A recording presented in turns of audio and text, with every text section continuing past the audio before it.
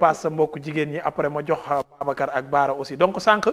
Mouhamed Diallo bi moo doon wax ak yow donc Mouhamed Ndoye bi mu ngi doog a wax xam naa ndogu li moo la jàpp donc Absa ma bàyyi la ak moom. alors Françoise ñu ngi lay nuyu di la dalal bu baax a baax ci plateau bi man sama laaj dafay jëm ci sànq kàddu yu ñaaw yi nga xamante ni Mouhamed Diallo mi ngi la ko doon laaj te des fois nga koy yëkkati ci say live ndax loolu bokkul ci terrorisme. waaw d'accord absolument les ziar ci la jaajëfal bu baax pour question boobu ma bamtuwaat ko dañ ma méngalee ak kàddu yu ñaaw mais kenn gisul ma taxaw di yëkkati kàddu yu ñaaw di ko jëbalee ci doomu Sénégal bu dul Ousmane Sonko Ousmane Tounkara ak keneen koo xam ne dañ koo doon yebal mu may saaga di ma xoxat pour xoxatal ma ba ma génn réseaux sociaux yi ma toog 8 mois Absa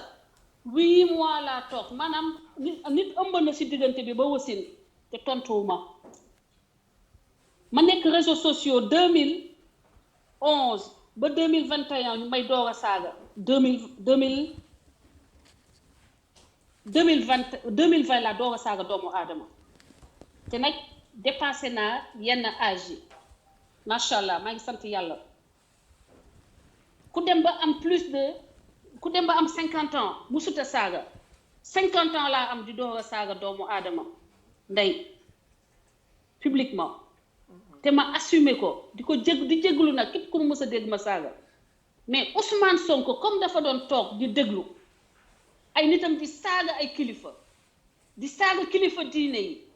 man ñu may xëyal di ma saaga 24 heures sur 24 pour que ma libérer terrain bi. yéen da ngeen ma war a sax décorer parce que su ma taxawul woon taxaw jàkkaarloog ñoom jàkkaarloog Ousmane Sonko delloo ko saaga yi ma ay nitam doon saaga kon tey doo ma mën a toog tey di résister. mais gis nañ fi ay nit ñoo xamante ne ba léegi. je vais finir. Allez-y. parce que répondre gu ma première question bi. ma ni il a fallu que mu am une Sénégalaise bon teint qui ose intellectuelle.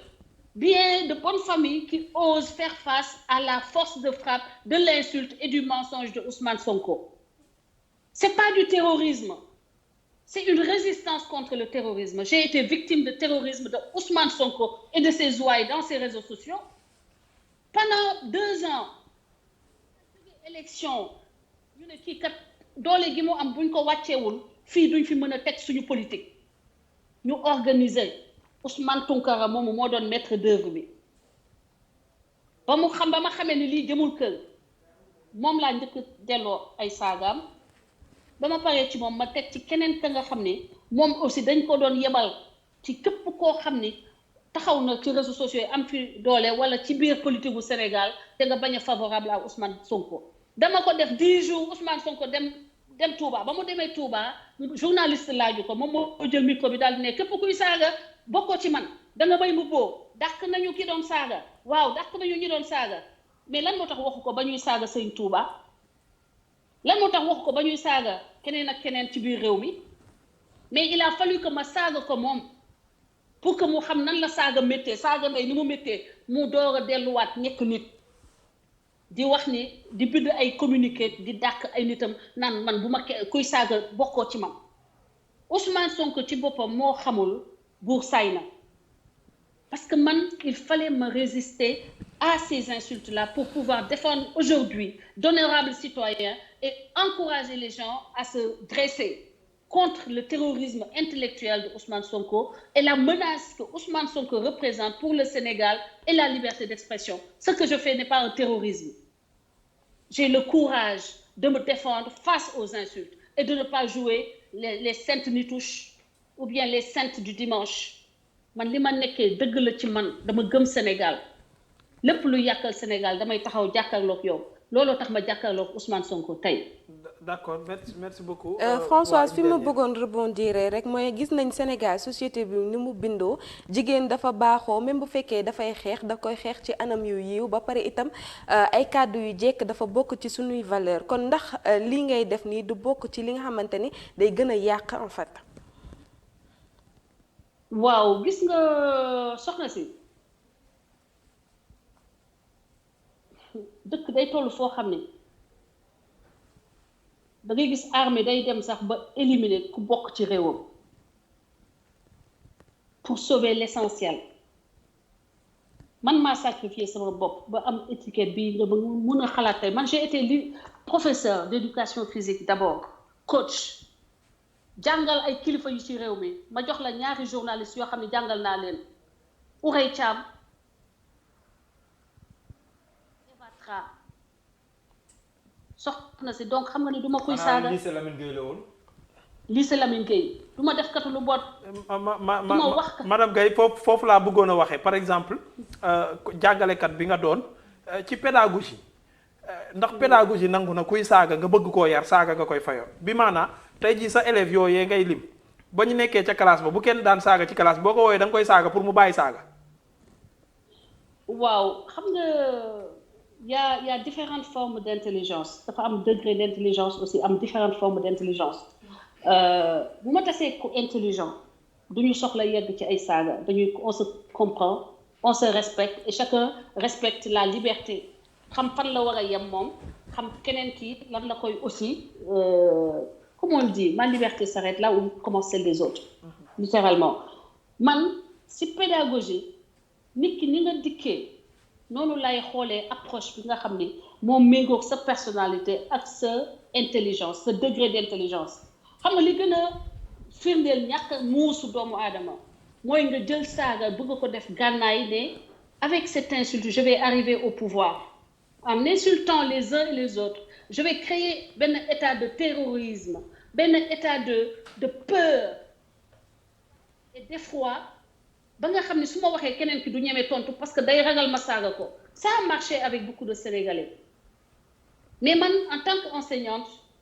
j'ai essayé toutes les méthodes possibles pour mën a dëkk ak nit ñi ci jàmm ak ci respect ci principe yi nga xam ne mooy fondé toute communauté humaine boo xam ne dafay war a mën a développer wu parce que respect ak mooy sàmm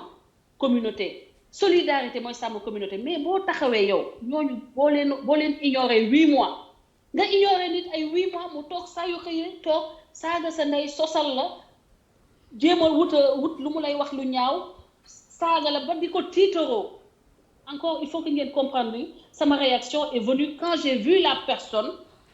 où les gens di tiitaroo di bomber seen torse naan génne nañ ko ci réseaux sociaux yi fay nañ ko dootul wax ñemetul wax bu ngaangee ñemewul ngaang ci laa ñëw jour boobu muy wax ba ma gisee ñu koy tiitaroo que ni tiitar xoxatal nañ ba génn naa réseaux sociaux dootuma waxati xoolal soxna si jour boobu laa génn taxaw wax ko wax boobu ngay wax bu ñagas ba noppi ne ko tëyeel bouton bi. léegi nga baal ma doguma la balaa may jox Maria une dernière baa yëg nga ni loolu noonu nga jàpp ne dafay régler problème bi bëri na lum la yàqal yow ba pare sànq ab sa wax na la ko bëri na lu mu mën a yàq ci société bi parce que ay saagante ci place publique moom kenn mënu ko cautionner kenn mënu ko rafetlu te gëw ma ne bëri na lu mu mën a defar mais beneen bi yow lim la yàqal mooy bëri na ñoo xam ne bi ñu gisee ñu annoncé ne yow la ñuy jël en direct tey ci Seneweb ñëpp lu ñu doon artu mooy baadu saaga ci direct bi parce que dafay saaga tout le temps donc mu ngi yàq ci sa image ndax loolu yaa ngi koy bàyyi xel aussi. waaw xam nga loolu conscient na de ça m'a apporté beaucoup de problèmes mais ci askan rek bu ñu ko bëggee tabax il faut am ñu sacrifié wu yaa ngi comprendre man jàpp naa ni loolu sacrifice bu ma def la pour Sénégal ok saaga musut a nekk man lu ñu ma yare doo gis sama waa kër ci réseaux sociaux yi ñuy wax bu ñaaw doo gis fa ma bokk c'est-à-dire ñi nga xam ne dañoo jaar collège Sainte-Ursule ay Sainte-Anne école sœur doo ci gis ku ci ñeme dékku sax saaga mais comme dama bëgg Sénégal à un certain moment il fallait ma dékku saaga yi il fallait ma won leen ni que seen bêtise bii du prospérer et les gens que j'ai insultés muy nee naa la ñetti nit la bu fekkee ne ñetti nit yooyu ma saaga te ñëpp a xam ni que c'est des tâches pratiquement pour la société tâche xam nga tâche dem leen xool sens boobu c'est des tâches humaines dans cette société c'est des gens qui sont destructeurs pour cette société bu fekkee ne saaga ñetti nit ñooñu permet de sauver l'essentiel je suis d'accord que man ma sacrifier sama honneur sama image parce que ñooñu di leen wax ni day saaga bu dee ay nitu dëgg lañu dañuy dem gëstu xool origine bi ku nekk ci réseaux sociaux pendant de 2011 à maintenant presque 10 ans saagawul 9 ans yi 10e année bi la door a saaga c'est parce qu'il y a un sérieux problème qui est né et qui est en train de gangréner la société. Il fallait faire face à ce problème-là. Maintenant, je pense que man amul leen Sénégal gisul amul ku ma gën a yaru Sénégal amul ku ma gën a yaru amul ku ma gën a xam valeur u mag valeur u xale valeur u kilifa te loolu je pense qu'il est facile d'aller voir d'aller avoir les preuves. D'accord. Maintenant, il fallait faire face à cette situation. Et j'ai choisi de le faire comme un soldat. Il y a des soldats qui vont se faire tuer pour sauver le reste de la nation. De Glamde. Merci beaucoup. sama image la sacrifié. Mais am na ñoo xam ne seen vie la ñu sacrifié. D'accord. Li ci des yàlla dina atte. D'accord. Merci beaucoup. Je vous laisse avec Maria Diop. D'accord. Françoise. bul fàtte nuyoo go internautes yi. waaw nuyoo gu ma internautes yi mais damay jàll directement ci nuyu kii di Françoise. naka waa coalition Rimbax Papax. noonu la tudd mais Françoise Maria da lay tooñ. Maria day provoqué. non provoqué wu ma la sax. donc man damay resté ba léegi nii ci saaga yi parce que li ma jaaxal ci saaga yooyu noonu ngay wax même booy def publication pour live la moo tax ñi nga xamante ne da nga leen jàpp ne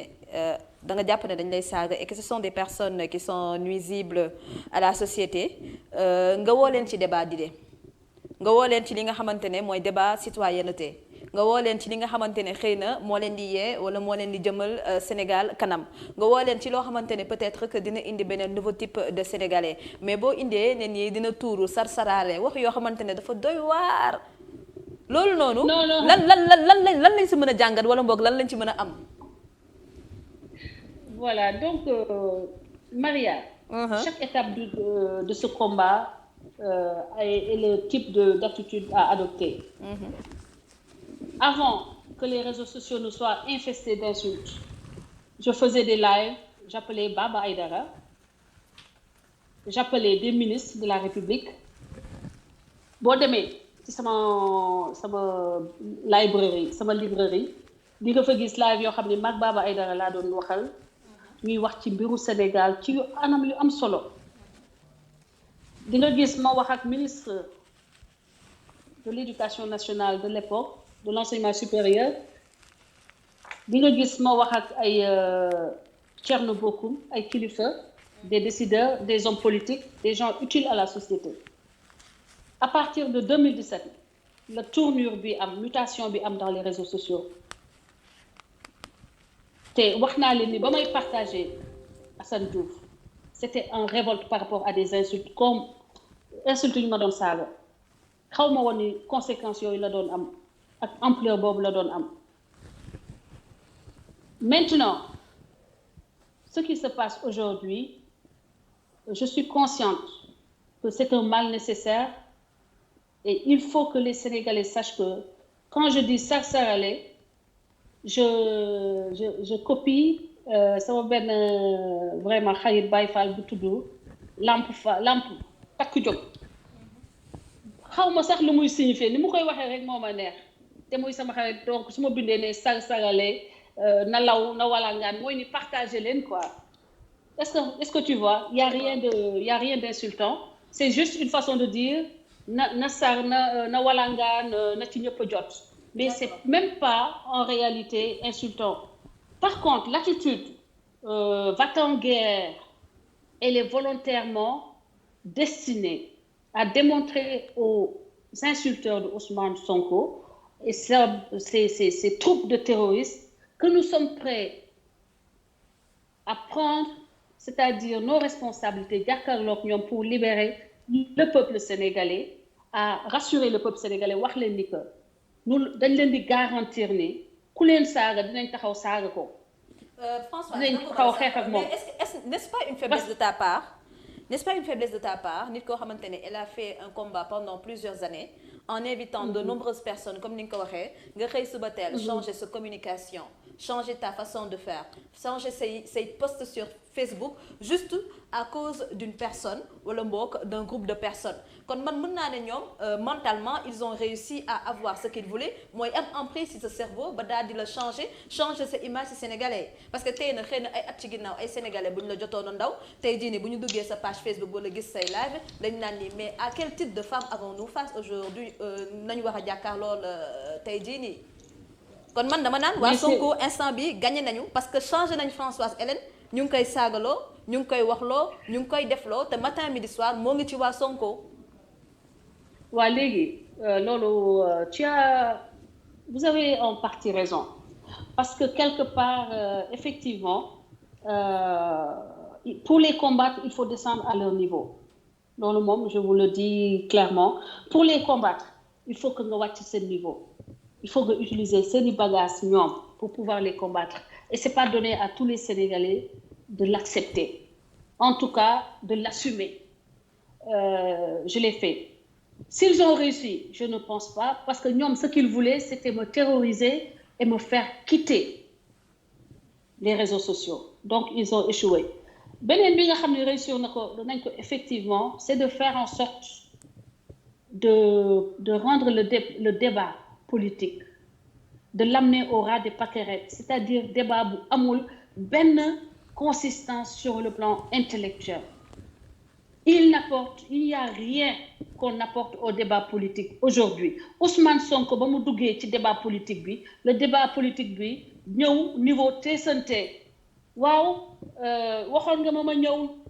laaj naa rendez-vous du dëgg tu es le plus grand menteur que la terre ait porté après on vérifie que en effet monsieur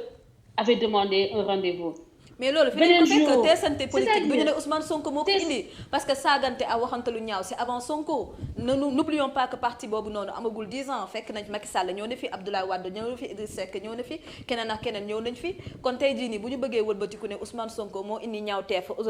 François kon yàgg na fi kon saaga waaw loolu wax bu ñaaw moom si wàllum politique yàgg na Sénégal du lu bees François xam nga Guy Marius Sagna sax bàyyi woo ko xam nga Guy Marius sax bàyyi woo ko man maa koy saaga même ma daane sama question xam nga Guy Marius bàyyi woo ko ndax nee nga amul lu mu fayee location dañuy sonal amuñu benn njëriñ donc man la question que je me pose mooy est-ce que li ñu naan Macky Sall moo nekk sa ginnaaw ak moo lay fay ay millions du dëgg. ok yow journaliste nga n'est-ce pas madame. waaw am na loo xam ne doon naa ko gën a naw ci démarche journaliste yi parce que vous avez la capacité de vérifier les informations. na ngeen bàyyi ngeen invité nit après ngeen di ko rapporter les mensonges du clan de Ousmane Sonko parce que loolu yëpp mensonge yu jógee ci clan Ousmane Sonko la. Premièrement parce que vous êtes sur le terrain et vous avez la possibilité de vérifier les informations xaalis du dugg du jóge Sénégal ba yegg si Amérique te du bàyyi trace et vous êtes des journalistes. mais n'oublie pas c'est une question ah. waaw question bu nekk mën na nekk outil de vérification. voilà aussi bu ko fàtte. te Olof Ndiaye nee na tungu ne du teew ñuy naataal. voilà. léegi gis nga man dama lay jox benn exemple rek pour wax la ni que yooyu yëpp ay waxu mooy ay waxu oncolé la rek seen yooyu la rek. ñoom Sonkolé parce que waaw oncolé léegi dañu ko tuddee onco parce que Sonko moo nee woon bu Macky Sall duggee ci TER bi daw déplacé wu d'un point à un autre aller-retour moom dootul santati Sonko. mani comme santul Sonko nañu génne es bi tudd ko onko mu tudd onko léegi onko moo wax. mais teer bi daw. Macky Sall gis nañu image am da ngeen bëgg ma yónnee leen vidéo bi Macky toog ci TER bi mook jabaram TER bi di dem te Sonko da ko neewoon TER bi bu bés bu bougé déplacé wu moom mu sant dootul sant ci Sonko donc léegi ñu wooye ko onko def naa pour qu'on s'entende très vite. mais finalement laaju Maria bi fii la amee importance nag parce que ñu ngi la cokkaas ne teer bi daw rek ngay défendre bilan wu Macky Sall kon laaju Maria bi nag yaa ngi koy tontuwaale ci biir nag. non faut pas abuser des mots je ne défends pas le bilan de Macky Sall. Je suis en train de démontrer que Ousmane Sonko n'est pas crédible et les gens qui soutiennent Ousmane Sonko souvent usent du mensonge comme arme comme instrument politique xam nga lu tax ma koy wax. avant ñu wax ni jox nañ ma Macky Sall jox na ma ay valisettes Marième Faye Sall lañu njëkk a wax. ñun te dañ ma wax ni que Macky Sall daf ma defal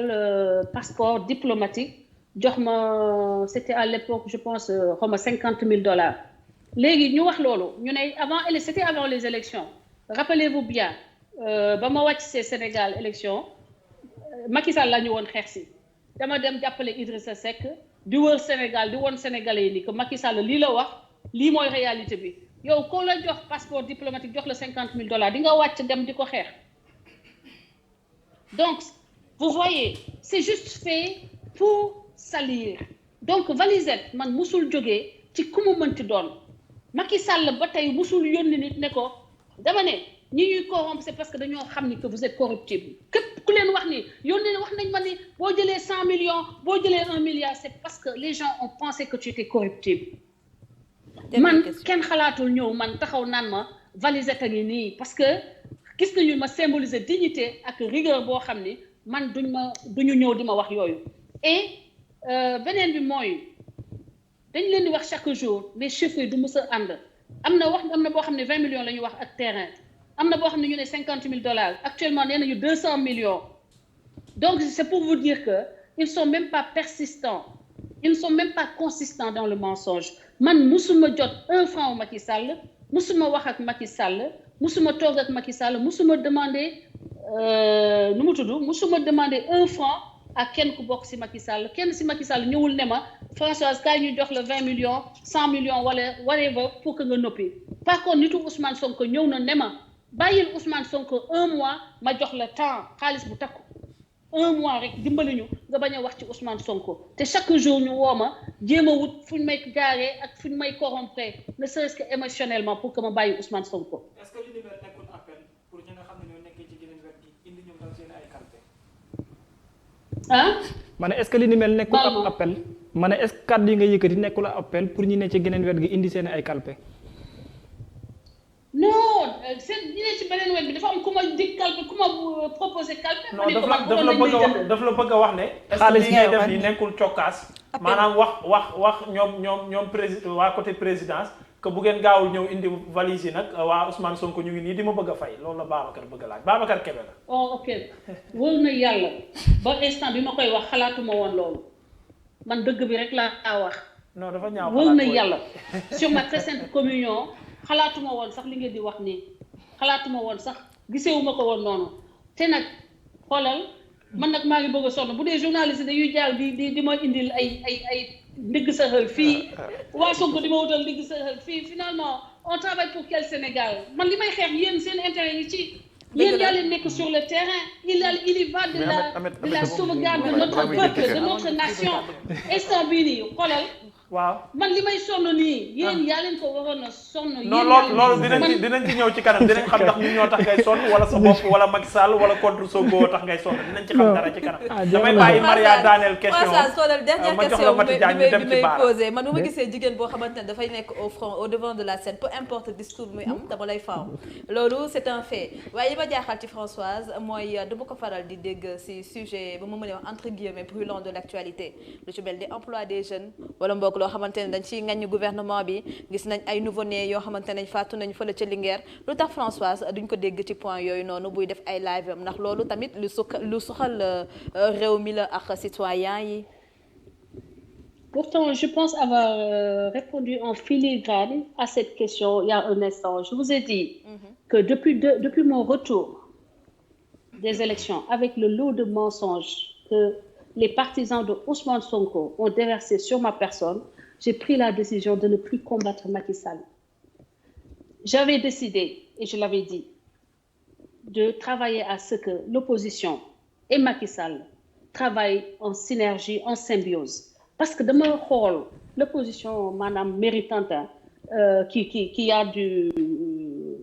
autre chose que du pois chiche dans le cerveau. C'est-à-dire dama waxoon ni que li ma gisee Macky Sall il s'y essaie mais il a besoin d'être mieux entouré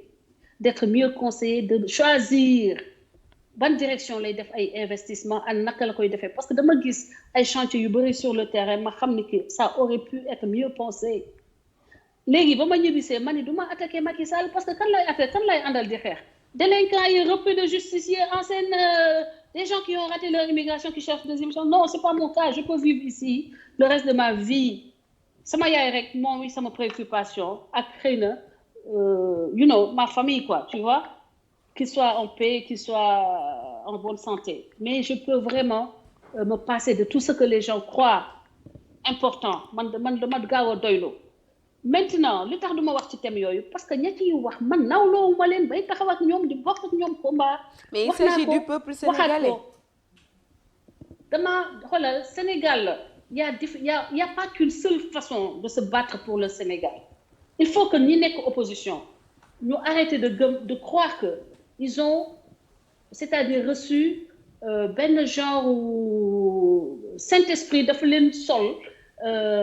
les meilleures idées pour le Sénégal. Non, ils n'ont pas forcément l'apanage du patriotisme non plus. Et je me rends compte que nekkuma seen wàcc na ma doon xeexee ndax soppi naa ko di xeexee neneen et qui est encore plus efficace parce que je travaille à la cohésion et la préservation des acquis. Taxaw di wax ci les couacs, ça a été pendant un moment, c'est-à-dire la dénonciation a été pendant un moment mon créneau pour lutter pour le Sénégal. Mais on peut aussi énoncer des solutions. L'énonciation peut être aussi un mode pour participer à la construction de notre pays. C'est pas seulement ngagne bi comme ni Ousmane Sonko di def dénoncer. Mais alors après tu proposes quoi? On te dit tu proposes quoi? Tu nous écris un livre où tu dis tu appelles le livre solution sans pour autant que aucune de ces solutions ne soit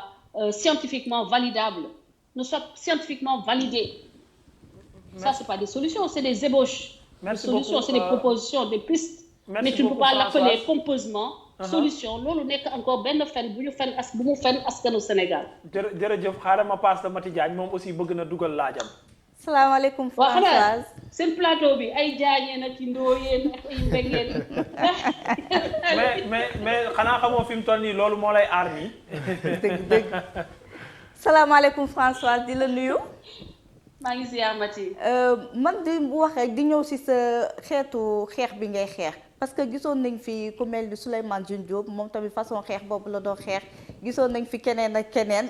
dem def comme sa façon xeex bi est-ce que jotul ngeen changer seen stratégie de combat parce que yow ci xeex bi ñu la gis xeex tontuwaate ci réseaux sociaux yi est-ce que waroo leen changer kon problème nekk Sénégal ngeen indi yéen seen stratégie wax ne lii doxul kon sànq laaj nañ la ci emploi des jeunes laaj nañ la ci problème d'actualité bi peut-être ngeen apporter seen solution par rapport au problème par rapport au sujet d'actualité que ngeen nekk ci réseaux sociaux yi di tontuwaate di saagawaate ak leneen. mais j'en rajoute balaa nga koy tontu non seulement mais indi ay réponses ci yenn sujet d'actualité yi wala ay solutions. mais poser aussi ay actes parce que bëri na ay sénégalais yu nekk extérieur. exactement nekk ñu ci réseaux sociaux yi di ko occuper tout le temps. wala di ko yemale ci ay wax ak ay tontu kese mais di def ay action ci biir réew mi. di indi ay dons ci biir réew mi. di créer wu en association di dimbali seen i gox ak seen i goxaat. di tabax ay école ak yeneen voilà tout le temps fa ngeen di nekk yaa ngi doon wax ñi doon toog foofu sànq classe Ousmane Tounkara gi di xupp rek mais yéen aussi jéye bu fi am participer ngeen ci parce que violence processus la soo nekkee di saaga am na ku lay déglu jàpp ne saaga yooyu mooy régler problème bi ci biir réew mi fii alors que yéen bu réew mi di tàkk yéen a ngi foofu seen jàmm ak salaam comme ni nga ko waxee sànq sa yaay mooy sa préoccupation. yaa xayti yow daa mel ni man su may wax def naa il faut ma leeral wolof bi dafa xaw a desee set. non ñu ngi lay dégg bu baax set na bu baax leer na nañ. parce que avant question sama kal bi la sœur là maa ngi wax ni que depuis ba Mati waaw ba ma jógee élection laa décidé ni nekkatuma ci dénonciation maanaam ci énonciation laay nekk maanaam luy contribuer à mieux faire à mieux gouverner. Maintenant concernant ay immigrés yooyu nga xam ne dañuy indi ay donation di ko def par exemple ci hôpitaux yi di ko def ci kii man dama jaar ci ay phase bi ma nga xam ne ci laa nekk nii dafa nekk phase boo xam ni combat boo xam ni il faut que ngeen comprendre que dafa amoon enjeu national c'est-à-dire moment bii nii nekkuma ci ay indi ay conteneurs loolu mën na nekk je pense que c'est pas compliqué mais dama jàppoon ni que am na ñu nekk ci conteneur yi man mën naa nekk foo xam ni damay défendre les libertés principales de la démocratie sénégalaise mooy la liberté d'expression, le droit des Sénégalais à ne pas choisir Ousmane Sonko, le droit d'un Sénégalais de dire à Ousmane Sonko je ne suis pas convaincu pour telle ou telle autre raison, pour dire à Ousmane Sonko respecte les principes, disons, qui régissent cette communauté, c'est-à-dire l'égalité de tous les citoyens devant la loi,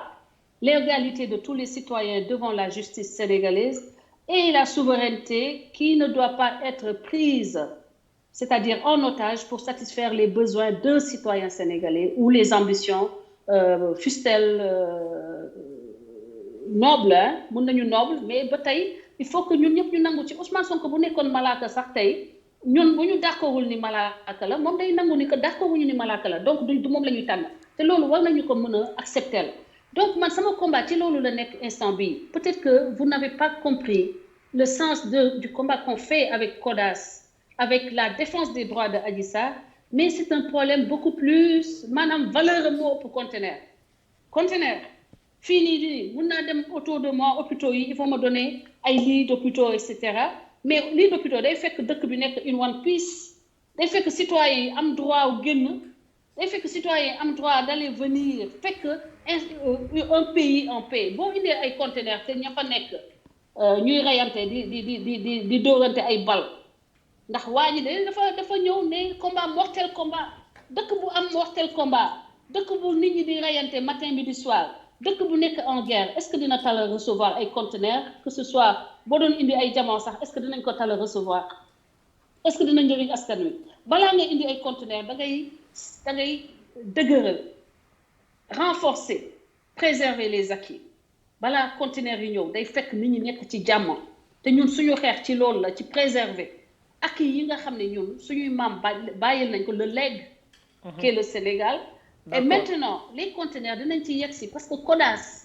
qui est le collectif de défense des droits de Adji Sarr ne se limitera pas à défendre juste les droits de Adji Sarr.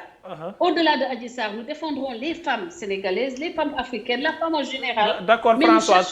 parce que ci deuxième partie bi doguma la ci deuxième partie waxtaan bi ci CODAS moomu la ñu gën a bëgg a waxtaan damay bañ nga xuus ci pour dugg ci deuxième partie bi te àggaguñ ci parce que ci CODAS moomu la ñu bëgg a waxtaanee lan moo ko tax a jóg lan moo tax ngeen créer ko et tout parce que su fekkee défendre ay intérêt Adji Sarr la rek damay jox baara loolu cokkaas la bu coowal Adji Sarr jeexee xaw ma lu ngeen di tekkeeti donc bàyyil ma jox baara mu tontu après ñu daal di dugg nag bu baax a baax ci CODAS. da ngeen may tutoyer nag gis naa ngeen di ma tutoyer rek. waaye déet waay sama kal bi bul gisee noonu bàyyil ma jox baara rek baara moom Diouf la sant séeréer la donc xam naa di ngeen mën a jubóo donc après ñu daal di ñëw nag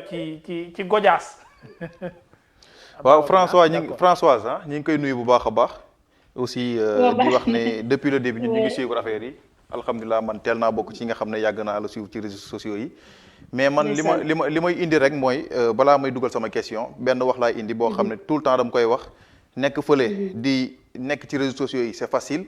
donc yow depuis des années yaa ngi koy wax yaa ngi ci affaire bi yaa ngi xeex yaa ngi xaw ma ban façon xeex la aussi tamit ndax sa xeex boobu def na benn affaire boo xam ne bu positif la ci politique gu Sénégal ndax changé na ay politiciens ndax changé na ay ndaw yoo xam ne ñi ngi jugoon pour dem ci ay jéeg yooyu noonu aussi tamit gis naa récemment bien avant affaire Adji Sarr bi ak Sonko bi nga nekkoon di ŋàññi ki nga xam ne moo di président de la République ak sa femme aussi di Marième Faye Sall dama bëgg a xam ndax loolu lan moo indi retournement de situation bi ndax lan moo tax nga xëy un bon jour rek daal di bàyyi ci coow li bàyyi xeex bi daal di ñëw songaat keneen ki nga xam ne opposant ki nga doon saaga la loolu bëgg naa nga indi ci ay leeral aussi tamit beneen affaire bi may wax mooy lan moo tax yéen activistes yi nga xam ne yéen nekk ci côté diaspora bi tey da ngeen di ànd suba ngeen xëy di lekkante waat nañ ma baal ci kàddu bu fekkee ni c'est un peu kii lan moo waral loolu yéen mënoo leen juboo seen biir ba pare ngeen bëgg jàmm am Sénégal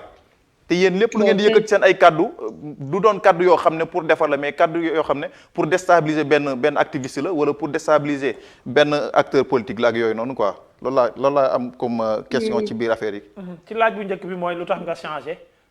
bu njëkk ba da nga daan dal Macky Sall jékki-jékki léegi nag voilà da nga mel ni sax ku koy défendre sànq jotoon nañ ko laaj fii nga fënatal ko. ñenn ñi sax damay dolli ci baara li mu wax ñenn ñi jàpp nañ ne. yow ci camp wu Idrissa Seck nga bokkoon depuis Mburoog Soow nag bi mu amee ci nga changé discours. waaw d'accord voilà merci beaucoup Bara donc di wax ni que Mburoog Soow ci laa bokk. man yaay suukar si kon madame Gaye yaay suukar si. déglu leen moom bu baax. waaw may suukar si. may Gloria bi may sucre vanille. may essence banane boo leen ci bëgg rek man je ne rougis pas des deux leaders de cette coalition je ne rougis pas de Idrissa Seck du ma rougir mais xaw ma bleu yër laa war a nekk parce que noir du rougir donc du ma rougir de Idrissa Seck je ne rougis pas d'être aujourd'hui du côté de Mburoog Sow je ne rougis pas du président de la République. D'accord. Parce que ce que je vais dire mooy changement bi wax naa leen ba ma jógee élection laa ñëw changer doxalin changer taxawaay waxoon naa ko sànq vous vous rappelez dama ñëw Sénégal parce que 2019 ba ma gëjee Sénégal c'était en 2000 je pense 2012 laa gëjoon Sénégal 2012 ba 2019 ba ma ñëwee ma gis mu am changement yaa ngi may dégg. bu baax a baax. 2019 dama ñëw gis changement Sénégal. ok. te man dama honnête intellectuellement nekkuma woon ci Macky Sall de Idrissa Seck àndul woon ak Macky Sall mais dama ñëw ne dootuma taxaw di attaquer Macky Sall parce que gis naa ni am na lu muy jéem bu baaxul tam on peut contribuer je préfère man contribuer à ce que qu'il se bonifie qu'il fasse mieux que ma ànd ak ñi nga xam ni maa ngi leen gis ci opposition bi nekk ñu malhonnête. ok changement yi nga gis lan ak lan la. ah changement yi nga gis ci ban fànn wala ci ban côté nga gis ay changement ba tax day wax li dama gis tali yi parce que j'ai sillonné le Sénégal gis tali yi dem gis Diamniadio autour de Diamniadio man am naa terrain Sendou xamatuma ban yoon lay jaar pour dem seeti sama kër xamatuma ba tey ji teguma fa sama tànk. non Françoise mën naa la comprendre parce que man mii di wax ak yow ci zone boobu laa dëkk xam naa li nga miinul zone boobu moo tax bi nga ñëwee gis tali bu jógee ci autoroute bi wàcc ci zone ministérielle bi nga yaakaar ne daa am ay tali Diamniadio ban ba fa mu nekkoon ba léegi ña fa dëkkoon bu nawet jotee coono yañ daan am ba tey jii may wax ak yow tey la yokk ndax ndox mi daan dem ci zone ministérielle bi léegi dañ ko baare ci askan wi lay yem coono ya fa nekkoon mu fay nekk gaar fi ñu naan gaar ak diggante Sébikotane ak Diamniadio jafe-jafe ya fa amoon ak xeexum suuf xëccoo suuf ñaari maire yi ba léegi mu ngi fay am Sendou googu ngay wax rang-rang ba daan jóge Diamniadio di dem sa Sendou rang-rang ba ak accident ya daan am ca Rudax ba diggante Diamniadio Sendou ak Sébikotane ak jàpp Dugar Yaam ak Pout ba léegi mu nga fay am ak i jafe-jafe ak i ngelaw ak i rang-rang xaw ma nag ban dëkk ngay wax waaye du yooyu. waaw léegi xam nga loolu merci beaucoup nga ci update yi ci loolu dag ma update li ma mën a wax mooy man sama terrain mënatuma fa dem xàmmeetuma ko j'ai 2 terrains là-bas xàmmeetuma sama terrain fa nan lay def ba dem fa ba may ñibbi demuma fa ok.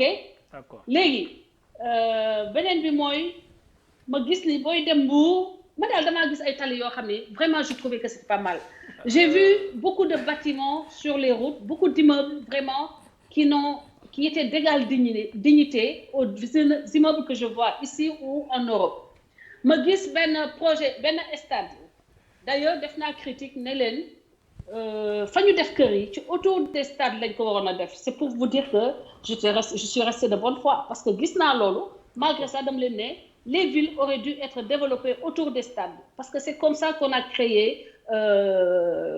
ay Barcelone ay Marseille stade bi quelque part day nekk loo xam ne ville bi day identifié wu ak stade bi mooy jox équipe européenne yi doole boo waxee Barcelone ki nga bokk Barcelone jaral na ko di cotiser pour que Barcelone nekk la meilleure équipe du monde boo waxee Marseille même chose la vie s'organise autour du stade la ville s'organise autour de la vie de l'équipe. Et ça pouvait être un facteur de développement parce que non seulement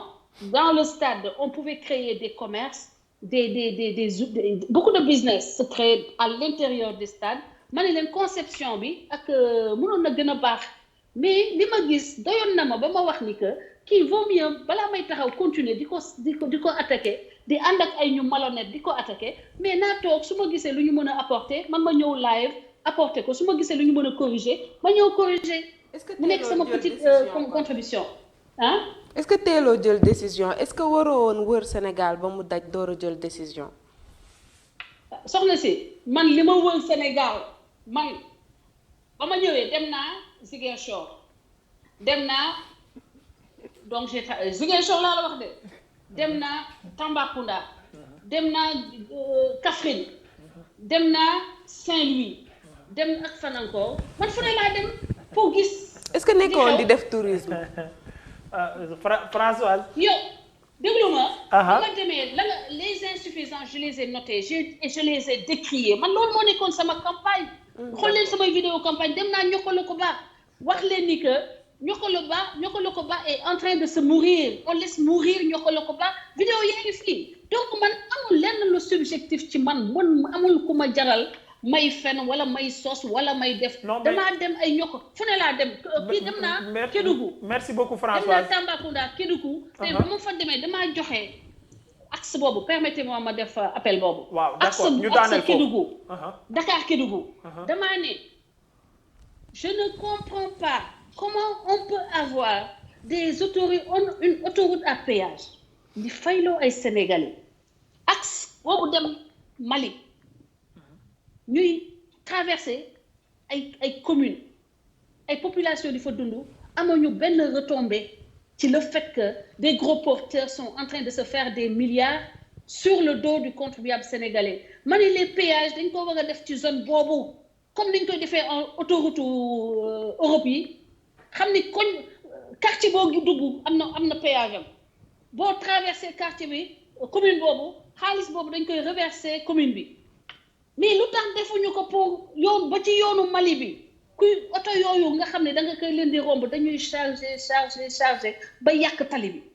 mais tali boobu c'est le contribuable sénégalais qui l'a fait et qui le répare alors pourquoi ne pas mettre les péages sur ces routes là parce que dañuy fees ba dañuy këpp la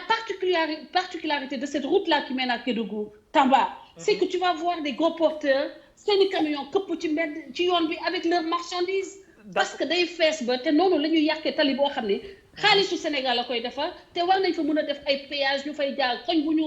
xoolal commune bu ñu traversé fay ko au moins xaalis ba ñuy fay commune yooyu ñu jël ko defaree ko mbedd tali yooyu nga xam ne ku ci nekk chaque commune est chargée de réparer le tronçon de cette route là qui traverse la commune. Ça c'est des choses que l'État doit penser et corriger et wax naa ko samay live. waaw merci beaucoup donc c'est pour vous dire que li ngeen may wax ni man objectivité damaa natt ñii taxaw jàkkaarloog nguur gi ba xam ne ay kopp ay nitu dara duñu nitu dara gëmuñu dara c'est des faux types c'est des chercheurs de deuxième chance c'est des gens qui ont tout échoué qui veulent une deuxième chance et qui utilisent les réseaux sociaux pour y parvenir. Merci beaucoup Françoise merci beaucoup. xoolal déedéet beneen bi les problèmes entre les activistes. mais c'est une question de positionnement. aussi la mooy différence am par rapport ak activistes yooyu aussi moom lan la def loo xam ne lu concret la lu ñooñu deful. moom du activiste de. non activiste la commencé après mu ne activistes yi meluñu ni ñuy war a mel. loolu moo tax mu dem nekk femme politique. voilà léegi par rapport ak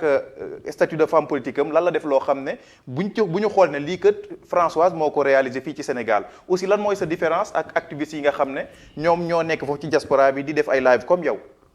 yenn saa yi mu neex ngeen neexal ko yenn saa yi mu metti ngeen saagante. Voilà donc ma différence entre les activistes qui sont là sur le terrain c'est que j'ai étudié j'ai des diplômes j'ai une expérience professionnelle que tu peux vérifier. J'ai formé des centaines et des centaines de jeunes Sénégalais. J'ai coaché des jeunes Sénégalais qui sont aussi am na suñu nekk ay équipe nationale basket ay équipe nationale handball ak yeneen. Je prenais mon argent man en tant que déjà étudiante chaque vacances dem jënd ay bal lu may neexalee xale yi pour may éviter pour de lutter contre la délinquance juvénile durant les vacances scolaires à Thiès fu ma dëkk Thiali. Mais loolu c'est bien avant ñu lay xam aussi. Non, mais ça fait partie de mon acte du ma ko jël. non biñ la xamee ñun bokk en tant que femme politique la loolu dafay wone kan laa man na am beneen activiste bu taxaw ne la def na lu mel noonu ok beneen activiste na taxaw ne la jàngale naa cours Sainte-Marie bay former les enseignants du cours Sainte-Marie de Hann dans une discipline boo xam ne Sénégal ba tey xamu ko tellement qui s'appelle la psychomotricité kan si yéen moo xam luy psychomotricité. mais loolu rek du activisme gis nañ Guy Marius aussi mi ngi def yeneen ak keneen ak keneen. question dama ne yow moom di wax lan mooy psychomotricité. non laajaat naa la ko parce que man jànguma jàng bi nga jàng. léegi dama la bëgg a wax psychomotricité j'ai formé des enseignants pour que ñu mën a jël en charge des enfants de bas âge à travers l'activité physique pour développer leurs facultés cognitives intellectuelles pour qu'ils puissent par exemple comprendre les rapports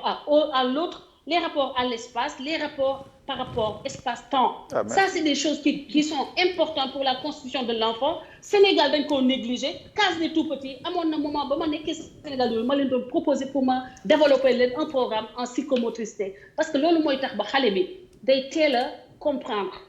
que cette société-là par exemple du ay saaga moo koy tabax du ay waxante lu ñaaw moo koy tabax mais la solidarité et le fait de rendre fort chaque maillon de la chaîne pour que la chaîne en soi soit carrément forte à partir de la cellule familiale léegi li ma def man mooy ni man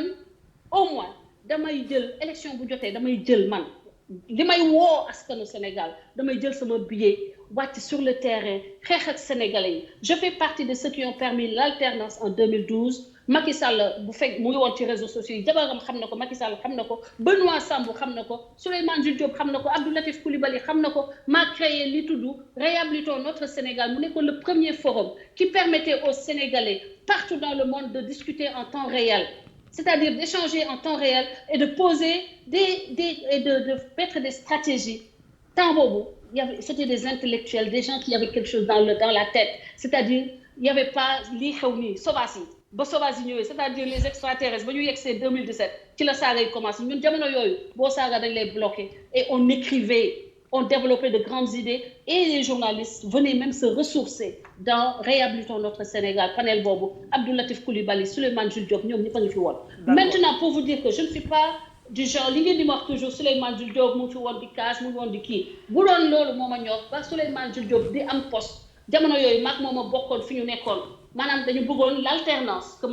Ablaye Wade jóge fii mënoon naa ànd ak ñoom di tagg Macky Sall naan ko Sall ngaari yow yaa fi gën a baax sa jabar di ko tëyal saagam mais non 3 mois après l'alternance dama taxawaat ba ñu waxee élection législative ma ne leen bu mu am majorité parce que garant la pour que l'équilibre des pouvoirs se fasse mais en réalité je comprends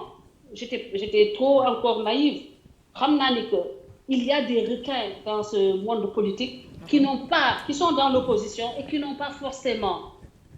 en ligne de mire l'essentiel, l'intérêt des Sénégalais, mais plutôt des positions de rente, des affaires, des idées, des intérêts partisans. Et quand les gens sont au pouvoir, ils sont obligés de protéger leur capacité, d'avoir une marge de manœuvre. Après là, qu'on comprend, parce qu'au début, j'étais bien sûr naïve, et puis je pensais aux grands idéaux. léegi nag xam naa ni que c'est pas parce qu'on est dans l'opposition qu'on est un saint. D'accord.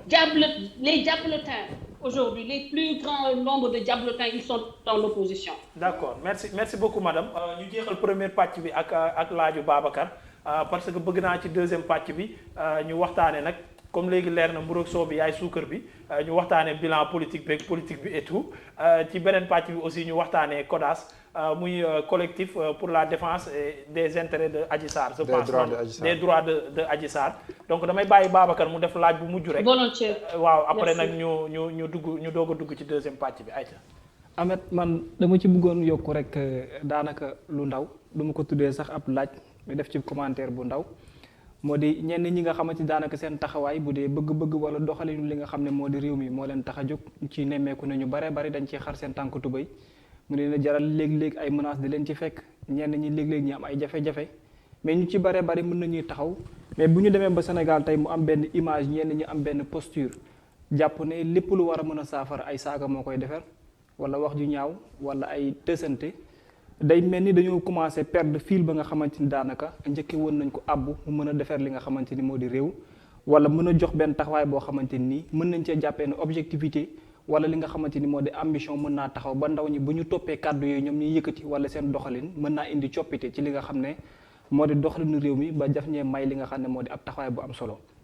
donc tout simplement rek pour dire carrément que ni quand on voit quelqu'un boo xamante ni comme duppee sa bopp benn activiste ñi ñëpp di saluer pacte yi comme ni nga ko expliqué mu lu njëkk la nga xam ne moom nga abboon man je vois carrément que ni casquette boobu moom moo gënoon a am objectivité waaye moo gënoon tamit ci la nga xamante ni moo di doxalinu réew mi parce que au moins comme ni nga ko waxee jaral la sax ba nga dagg billet avion ñëw Sénégal pour wër xool li nga xamante ni moo di jafe-jafe ngir nga dem di ci waxtaan ak nit ñi di ci yokku xalaat mais ci benn côté aussi bu ñu dellu si waate bu baax a baax dara warul mën a indi saafara wala sax nag ngay orienté nit ci débat boo xam ne mën naa jëriñ réew nga koy duppee ci ay saaga yoo xamante nii ci wàllum defante lay war a mën a doon est-ce que tey demuñu ba toll ci moment boo xamante nii maanaam réer bi nga xamante ni ñu ngi koy wax ci ñenn ñi nga xam ne ñu ngi ci askanu Sénégal wala ñenn ñi nga xam ñu ngi ci way langue politique yi mën nañ ko différencier ak yéen ñi nga xam ne benn choix ngeen di opté benn instant mooy lan da ngeen yaakaar ne lépp lu war a mën a defar saaga la te loolu lay bari na loo xamante ni mën na koo yàq ci wàllum jàngale ndaxte tey buñ ne réew ëllëg ndaw ñi ñoo tax ñuy wax ndax ñu bare bare ci li ñuy xool loolu la ñuy commencé di jàng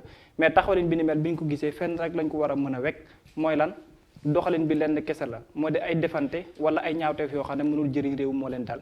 sama laaj bi moo koy agsi ci benn mbir yàgg nañ di gis taxawaleen bu ci mel ni comme bu Guy Marius Sagna tey ñu bare bari ñenn ci Sénégalais ci association moom la ñuy regroupé wu ñëw di ko jox seeni ay doléance pour di wax ci nangam ak nangam est-ce que fa nga nekk mos nga gis ci ay association wala ñoo xamante nii mos nañu ñëw taxaw di waxtaan ak François parce que gis nañ doxalinam ngir rek maanaam jëm koo déy seen saafara ba mu waxtaan ak ñi nga xam ne ñoo di ñoom ba indi saafara ci seen jafe-jafe.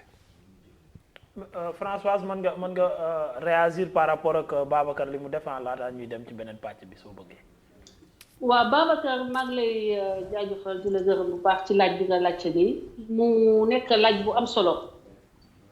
gis nga Babacar activisme wala lii ñuy def nii ci réseaux sociaux yi nit waru ko def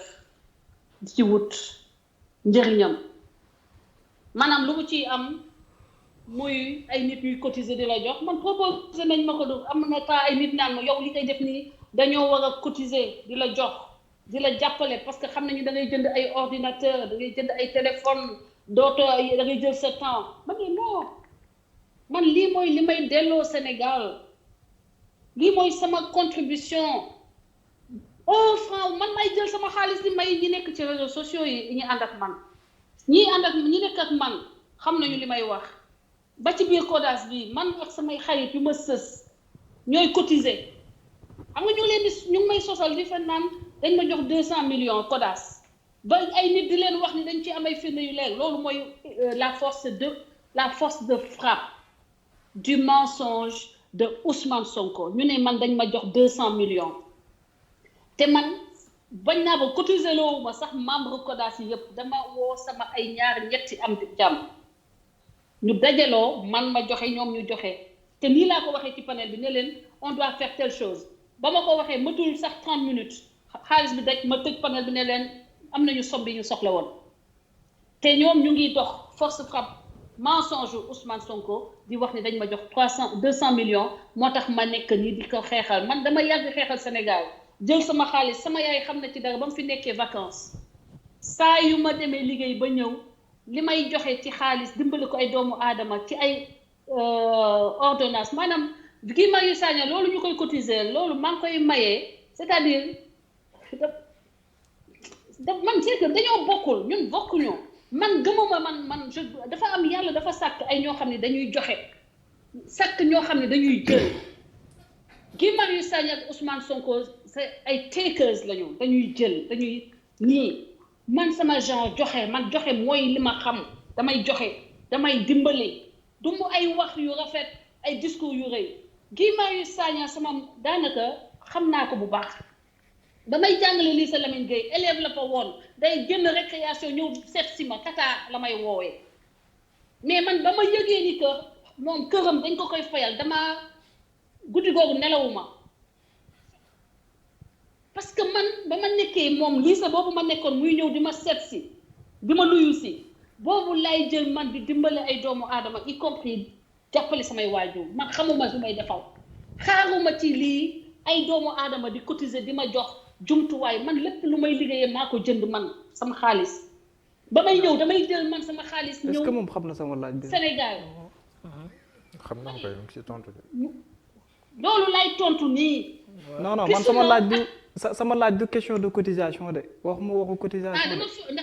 dama foogoon ni jumtuwaay da nga ne ay nit a ngi taxaw xool bay jox ay jumtuwaay di ko jox déjà Ousmane Sonko warul woon nangu 1 franc déjà loolu la warul woon valider pour commencer que ay doomu aadama di sacrifier seen boppam di leen jox ay jumtuwaay pour ñu mën a xeex c'est amoral c'est comme la corruption bi ñuy décrier c'est de la corruption xeetu corruption la yow da nga bëgg a xeexal Sénégal dem xoolal loxo Guy Marius Sagna yooyu bu demoon sax di maase Ousmane Sonko mu koy fay 50 000 fayoon na néegam. d'accord merci beaucoup. non man loolu sama question merci beaucoup madame. dama bëggoon rek xam naa ne fi nga nekk noonu ca bitim réew ñàkkul ne yaa ngi préparer chaque jour looy togg ay recettes di def yëfu ngayeen dama bëgg rek proposer la recette yi nga xam ne chaque jour Miana Faye moom la ñuy